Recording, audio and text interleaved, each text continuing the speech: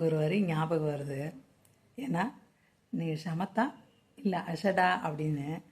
அதே மாதிரி எனக்கு நம்ம தமிழ்நாட்டில் வாழ்கிற மக்களை கேட்கணும் போல தோணுது. நீங்கள் சமத்தா இல்லை அசடா அப்படின்ட்டு. வடக்கு நிறைய கதைகள் திருத்து வைக்கிறாங்க. மோடி அவர்கள் கூட கொஞ்ச நாளைக்கு முன்னாடி இந்த இன்ஃப்ளூயன்சர்கள் இருக்காங்கல்ல, சோசியல் மீடியா இன்ஃப்ளூயன்சர்கள், அவங்களெல்லாம் கூப்பிட்டு அவார்டு கொடுத்தாரு. மதன் கௌரி கூட போயிருந்தாப்புல நமக்கு எதாவது கிடைக்குன்ட்டு. அவருக்கு எந்த அவார்டும் கிடைக்கல. அப்படி இருக்கும் பட்சத்தில் அதில் ஒரு இன்ஃப்ளூயன்சர், அந்த அவார்டு வாங்கின ஒருத்தன் வந்து நிறைய பேட்டிகள் அவனோடது போயிட்டுருக்கோம். அதில் அவன் ஒருத்தர் அவன் 2-3 பேரை பேட்டி எடுத்துருக்காங்க முருகன் சம்மந்தமாக மட்டும். அதில் வந்து ஒருத்தர் பேசிகிட்டே வராரு. என்னன்னா, அந்த தொல்பொருட்துறையிலலாம் இருக்குதான், வடக்க வந்து ஸ்கந்தனை கும்பிட்டுருக்காங்கல்ல, அதுக்கான ஆதாரங்கள் தொல்பொருள் துறையிலலாம் இருக்குதான், கிரந்தத்தில் இருக்குது அப்படின்னு ஒரு வார்த்தை சொன்னார். நமக்கு கிரந்தம்னா என்னென்ன தெரியாது. நமக்கு தெரிஞ்சது இந்த புராணங்கள் இதிகாசங்கள் இப்படி தான் நமக்கு தெரியும். அப்போ அதே மாதிரி ஒன்று போல் அப்படின்னு தேடினா, கிரந்தம்ன்றது ஒன்றுமே இல்லை, சமஸ்கிருதம் முதல்ல வந்து எழுத்து வடிவம் அதுக்கு கிடையாது. அப்புறம் அதுக்கு எழுத்து வடிவம் தேவநகரி அப்படின்ற எழுத்து வடிவம் கிடைக்குது. சமஸ்கிருதத்துக்கு தேவநகரி அப்படின்னு எழுத்து வடிவம் கிடைக்குது. அது பல வடமொழி எழுத்துக்களுக்கு அது பயன்படுது. அந்த தேவநகரி மாதிரியே நிறையா எழுத்துக்கள் நிறையா மொழிகள் வடமொழிகளுக்கு பயன்படுது. அப்படி இருக்கும் பட்சத்தில் கிரந்தம் அப்படின்னா என்னன்னா, சமஸ்கிருதத்தை நம்ம தமிழ் ஆளுக இருக்காங்களே, தமிழ் பிராமணர்கள், அவங்க புரிஞ்சுக்கிறதுக்காக ஏற்படுத்தப்பட்ட மொழி தான் கிரந்தம். சரிங்களா, புரிஞ்சிருச்சா?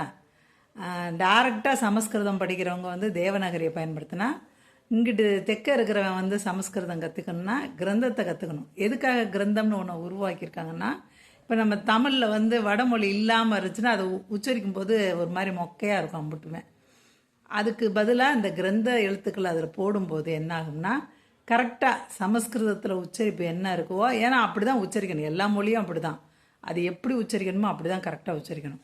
அப்படி இருக்கும்போது அந்த சமஸ்கிருதத்துக்கு இவங்க ரொம்ப முக்கியத்துவம் கொடுப்பாங்க. ஏன்னா ஒலி வடிவத்தில் தான் ரொம்ப காலத்தில் இருந்துச்சு, அதுக்கு ரொம்ப பவர் இருக்குது அப்படிலாம் சொல்லி வச்சுருக்கிறதுனால உச்சரிப்பு கரெக்டாக இருக்கணும்னு நினைக்கிறதுனால கிரந்தம் அப்படின்ற ஒரு எழுத்து முறையை உருவாக்கி அதன் மூலியமாக சமஸ்கிருதத்தை கற்றுக்கிட்டாங்க. அப்போ அது ஒரு எழுத்து முறை.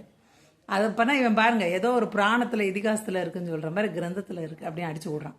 அப்போ அது பொதுவாக ஜனங்க அப்படி எதையும் தேடி போக மாட்டாங்க. ஏன்னா வேதம் படிக்கிறதுக்காக தான், வேதங்கள்லாம் சமஸ்கிருதத்தில் தான் இருக்குது. அதை படிக்கிறதுக்காண்டி தான், அதை படிக்கணும்னு நினைக்கிறவங்க மட்டும்தான் கிரந்தம் கற்றுக்கணும்னு நினைப்பாங்க. இங்கிட்ட இருக்கிறவங்க, மற்றவங்க தேவநகரி கற்றுக்குறாங்கன்னு வச்சுக்கோங்க. அப்போ அந்த மாதிரி சொற்பமான ஆளுக தானே அதை பண்ணுவாங்க. மற்றவங்களுக்கு அது என்னென்னு தெரியாமல் தானே போயிடும். அப்போ பாருங்கள், ஒரு விஷயம் தேடினா தான் அதோட உண்மைத்தன்மை தெரியுது. அதாவது முருகனை பற்றி கிரந்தத்தில் இருக்கான். கிரந்தம்ன்றது ஒரு அரிச்சுவடி மாதிரி, ஆனாவனா காணாக்காவனா கினா நம்ம சொல்கிறோம்ல, அது மாதிரி ஒரு இது அரிச்சுவடி. அதில் முருகனத்தை இருக்குன்னு சொன்னால் இதெல்லாம் என்ன சொல்கிறது நீங்களே. पूरा नॉर्थ में स्कंद का पूजा बहुत ज़्यादा होता था. इनफैक्ट आर्कियोलॉजिकल एविडेंस भी यही बताता है, पुराने ग्रंथों में भी यही चीज़ मेंशन होता है कि स्कंद का पूजा, स्पेशली हरियाणा साइड में तो एकदम बहुत इंटेंसली पूजा होता था. முதல்ல நான் முருகன்ற வார்த்தையை பயன்படுத்தக்கூடாது. முருகன்ற வார்த்தை தமிழ்நாடு தான்.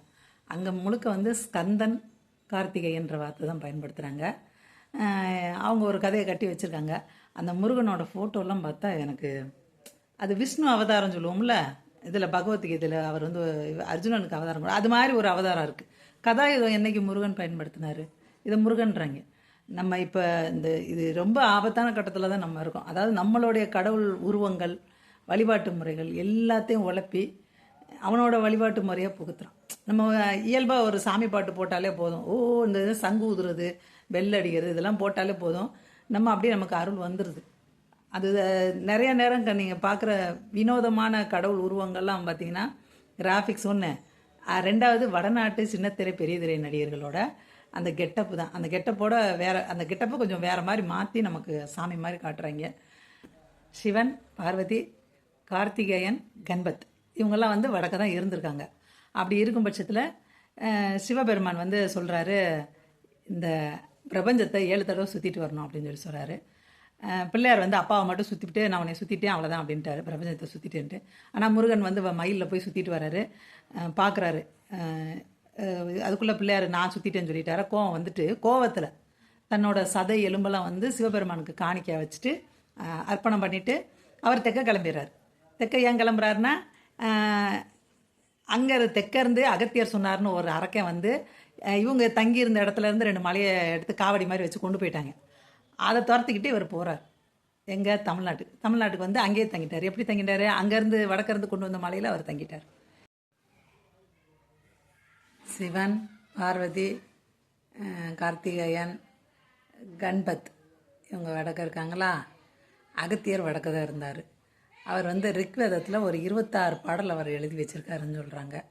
அப்புறமாட்டி தெற்க ஏதோ சமநிலைப்படுத்துறதுக்காண்டி தெற்க வந்தாருன்றாங்க. சில நேரம் என்ன சொல்லுவாங்க, கல்யாணம் நடக்குது, இறைவனுடைய கல்யாணம் நடக்கும்போது எல்லா கூட்டமும் அங்கே வந்து சேர்ந்துருக்கனால பூமி சமநிலை இல்லை, அதனால் சமப்படுத்துறதுக்காண்டி அகத்தியர் அனுப்புனாங்கன்றாங்க. சில இதில் உலகம் வந்து நிம்மதியாக இருக்கிறதுக்காக அகத்தியரை தெற்க அனுப்புனாங்க அப்படின்றாங்க. ஏதோ ஒன்று. அகத்தியர் வடக்க இருந்தவர். அவருக்கு சமஸ்கிருதம் தெரியும். அவர் ரிக்வேதத்தில் 26 பாடல் எழுதி வச்சுருக்காரு. சரி, அதுக்கப்புறம் இடும்பன்னு ஒரு அரக்கனை சொல்கிறாங்க. அந்த இடும்பன்றவன் அகத்தியனோட சீடன் தான். அவன்தான் அங்கே இமயமலையில் இருக்கிற 2 மலையை தூக்கி கொண்டாந்து தமிழ்நாட்டில் வச்சது. அங்கே தான் வந்து கார்த்திகேயன் இருக்கார். இதுதான் கதை. அப்போ நம்ம முருகனை தமிழ் கடவுள்னு சொல்லிகிட்ருக்கோம். அவங்க சொல்கிறதெல்லாம் அங்கேருந்து தான் எல்லோரும் இங்கே வந்தாங்கன்றாங்க. உங்கள் ஊரில் எதுவும் இல்லைன்ற மாதிரி தானே அர்த்தம் அது. भगवान कृष्ण कहते हैं कि योद्धाओं में वह स्कंद है. பகவத்கீதையில் ஸ்ரீகிருஷ்ணர் சொல்கிறாராம், நானே கந்தன் அப்படின்ட்டு. இதன் மூலம் எனக்கு தெரிய வருவது என்னவென்றால், வடக்கே வழிபடும் கார்த்திகேயன் ஸ்கந்தன் வேறு, தெற்க நம்ம வழிபடுற முருகன் வேறு அப்படின்னு நான் நினைக்கிறேன்.